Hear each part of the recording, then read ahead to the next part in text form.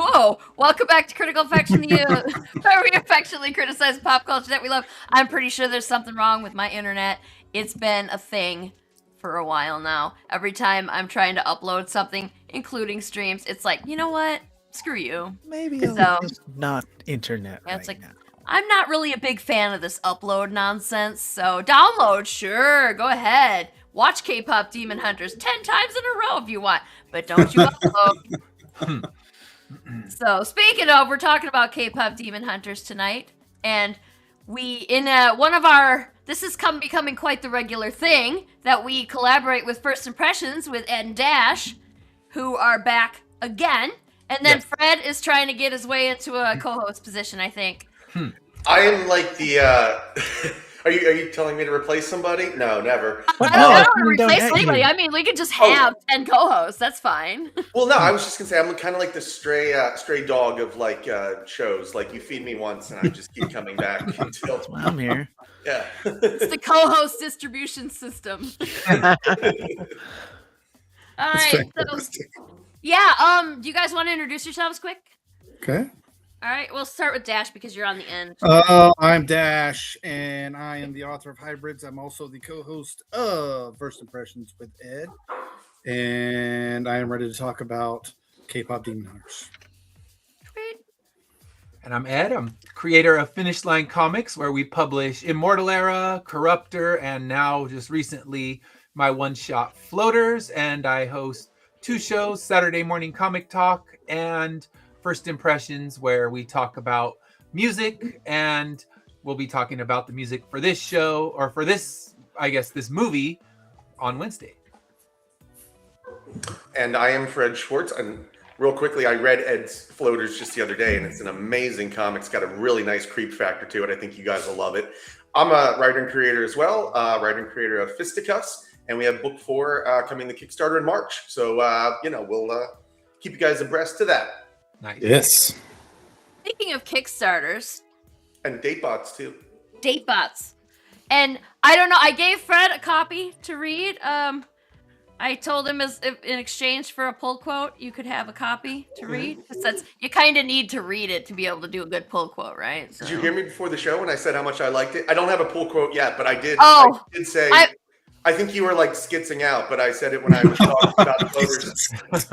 Your internet, not you. No, the internet. But, I mean, it could have been me too. Like, it might not be the internet. Sometimes it might just be me. That's just the way I am, you know? No, I love Datebots. Actually, I have ideas for, like whale backers and stuff. Like if somebody backs enough, they should get to like design their own Datebot for the next issue. Ooh, yeah. Is it like murder bots, but you go out on dates?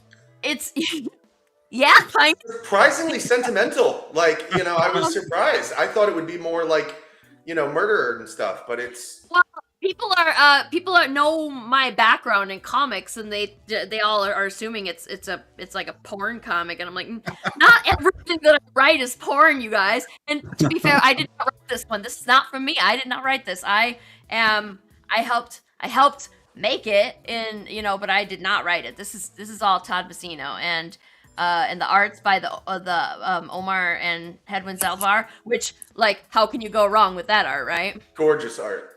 Gorgeous. It looks, and it's really cool. Yeah, so in case you all wondering, it's so Deke is a really lonely guy, and he sees an ad for Datebots, and he looks it up because he's that lonely, and then gets in a little deeper than he planned, I think. So. But again, emotionally, like it's... Oh, sorry. Yeah, we can leave that to whoever. But yeah, I've gotten a few people have read it, so far for us to get some good quotes, and everybody, well, except for Fred, because I didn't get a good chance to talk to you about it, so you can tell me if you concur. Every single one of them was like, "Can I see issue 2 now?" Yes. Like, where's issue 2? And I'm like, issue 2 is like it exists in a script, but guys, we're not gonna start work on issue 2 until issue 1 is like successful. So Yeah, you got to make the money to pay for issue 2. That's how they Right. generally go. But Yeah. Sarah, if you want, I can do one of my book break 1-minute reviews for my YouTube channel. If you send it over, I would be You happy bet. to do one. I haven't done one for a while, but I'm always happy to do one. So Fred, if you want one, I can do that as well. I guess I would do it for Fisticuffs 1. And yeah, I haven't done them for a while, but I'm always happy to put one of those out. Thanks. That'd be awesome. Super. Yeah, I've been thinking about we should do something like that, but then I had the, like the I shouldn't, because what if I don't like the book? What if I don't like my friends' books? I think that's a very real concern for all of us, isn't it? Like I stopped doing them so regularly because I was starting to receive books I didn't quite enjoy. And I thought, I'm not here to bash indie creators. Indie creators put too much time, effort, and money into their creations to have some dickhead online making fun of their stuff.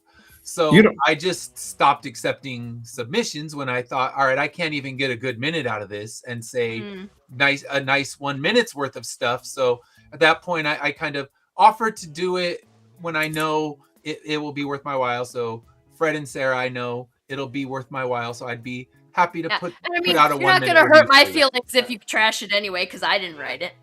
Yeah. You don't. People You'd can tell. I'm sorry. You'd almost have to insult me for me not to like it. So. Yeah. Insult you personally? Like just fuck Dash Hooper, one of the characters. Fuck Dash Hooper. The book was fine, but that guy, I don't like it. See, I'd prefer it that way. I'd rather you go after me than the comic. I'm like a parent. Fuck all the shit you want about It's me, your but baby, leave my book alone. It's not Immortal business, Era it's did personal. nothing to you. Don't talk shit. Immortal Era is a good book.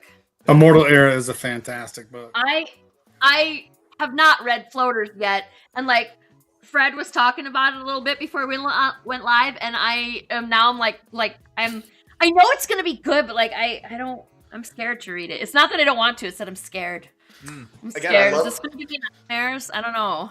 It's got a great ick factor. He puts you like in a couple of panels, like you have the floaters, and like once you realize that, God. and If you once look at the he does like the medical description of what they are, and you put that and that together, and you're like, ugh. And I swear it was painful to read at times. I believe it. I believe it. Like It was very. if you've read painful to Immortal write, Era, though. All those tests that we see our characters go through, all of them were real tests that I had to go through, and I didn't even I didn't even write about the actual surgery, which will get the squeamish factor to a full 10. So yeah, but we do see someone scoop their own eyeball out, so I took it there. All right. Nice. All right. Okay. We are totally gonna. Well, at some point, we're gonna talk about these things.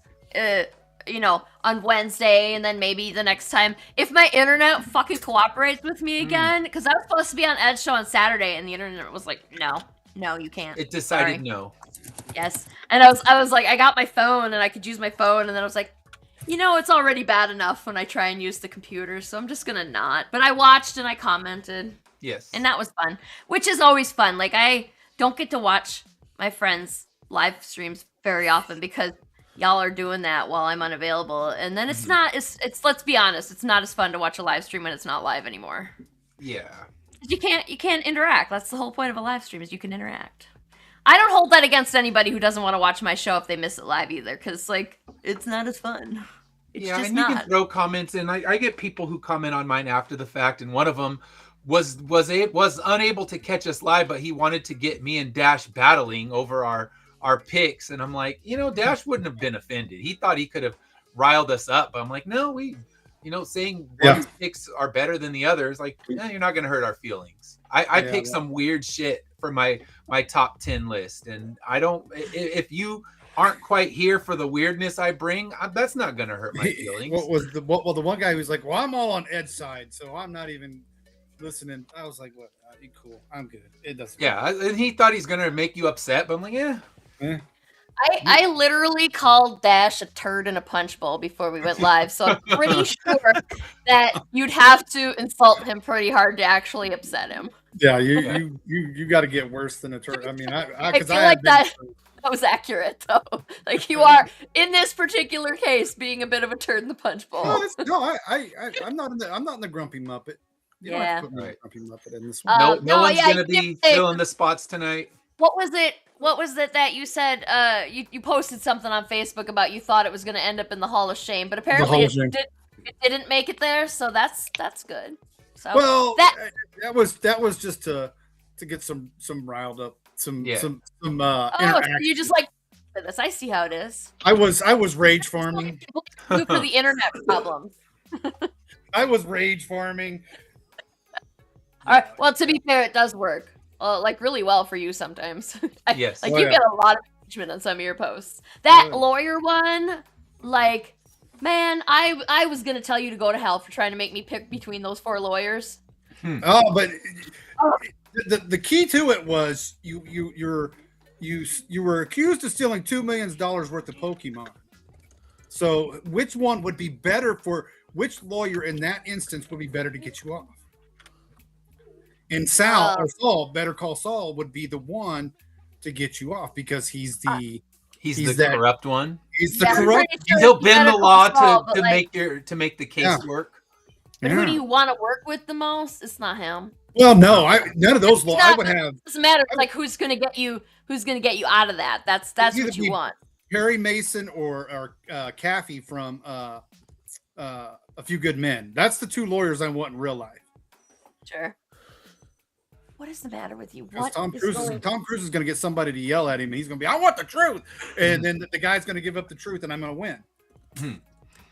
2 million. See, Fair. the thing is, I'm with you on Better Call Saul because he's corrupt there. If it was like for some kind of like monetary thing, that's when I would avoid Saul because then he's going to steal from me. So Right. I think because it's like getting you off, that makes a bit more sense. Mm-hmm. But Yeah. I don't. Who were the other lawyers? It was You had Vinny Gambi, or my cousin Vinny. So you had Vinny. You had Elle Woods from Legally Blonde. You had Matlock. Andy Griffith, Andy Griffith, not Kathy Matlock. Bates. Yeah, Andy Griffith, Matlock, and Better Call Saul. That was your 4 lawyers you had to choose from. Yeah. Okay. Yeah. I think I picked Saul on that Yeah. one. Yeah, because Elle's gonna turn you in because she probably knows that I took $2 million worth of. She probably has some like nugget of knowledge on like Pokemon cards from somebody Yes. that she dated once, and Yeah, she's a very observant person. Yes, Yeah. that's why I was like, I'm Right. not picking her because she'll turn me in. Yeah. It was a All big right. So, what are our just briefly opening thoughts? Did we like this movie? Did we not like this movie? Fred, do you want to go first? yeah, I loved it. I really enjoyed it. I didn't know what to expect, so I had like really low expectations. Like this is going to be pulling teeth, and instead it was not because of the the music and the fun of it. Like I went back and watched it a second time today, and it's not. It's not that it's not as good the second time around. It's certainly no, it doesn't. The sophistication dips. You start to see it as like what it is, and it's kind of. Yeah. You start to see the kind of like the warts on it that maybe you didn't catch that first time around, and Yeah. the rose-colored glasses are off quite a bit. But the thing it has on its side for repeat viewing is the music that scoops Oh, right yeah. back up. Mhm. And actually, I wanted to. I guess we can get into this later, but whenever we get to, I would love to know the background on this because I've been out of touch with like pop music for years. I guess Ed is probably the person to go to, or anybody else. But like, are any of the I guess like where did the music come from? The people that performed as the characters, like, are any of these people kind of known, or did just the movie producers They're make this all up out of thin air, like this whole property? they're all actors, so they are all Yeah. actors except for the one that did adopt Rumi. The singing voice is a real singer. Mhm. She's Filipina, but the K-pop has been around for since the well, for me anyways, like late 1990s to early 2000s. So I mean, that's what I was telling Ed the other day when we're going to talk about this album, that I when I was stationed in Korea, I've been in Korea like 5 times.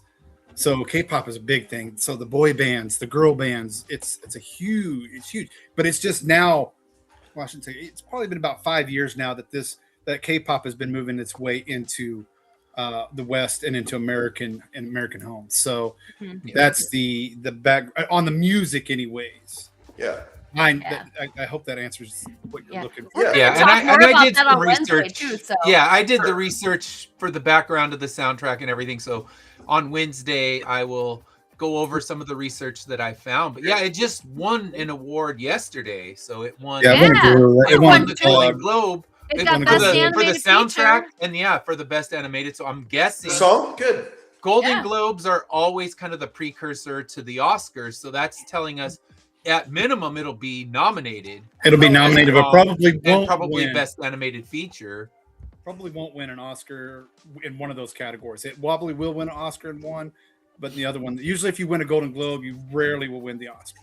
Yeah, you know, but it usually tells us who's going to be nominated at minimum. So that's telling us. But yeah, once we can dig into that on Wednesday. But yeah, it's pretty much a juggernaut of a soundtrack as far as sales go. So I mean, it's doing things that a lot of music isn't doing, and kind of, I mean, I guess spoilers for the Wednesday show, it's kind of done the Taylor Swift thing in that there's multiple different releases, and each release comes with a little collector's card, and each of the exclusive places selling the collector's cards have different cards. So Target has a set of 4, and there's Amazon that has a set of 4, and these sets of 4 pulled really good money on eBay. So what's ended up happening is people are going out and buying multiple copies at Target and multiple copies on Amazon and multiple copies in different places to put together their sets of 4. And if you have the Target set of 4, you can get $300 for those 4 Target cards. And it's crazy because people are buying it 10 times over and not just buying it once, because they want to build the card set, sell the card set, and then you can afford to buy another set of 4 or 5. So it's pretty wild that it's getting people to buy it over and over again. And that's probably one of the reasons that it went platinum, was because they have these collector's cards and people are going crazy trying to build their sets. So they're not buying it once, they're buying it 10 times. And yeah, I was looking on eBay to see if the card I got in my vinyl one was worth anything, because I'll sell that shit right now.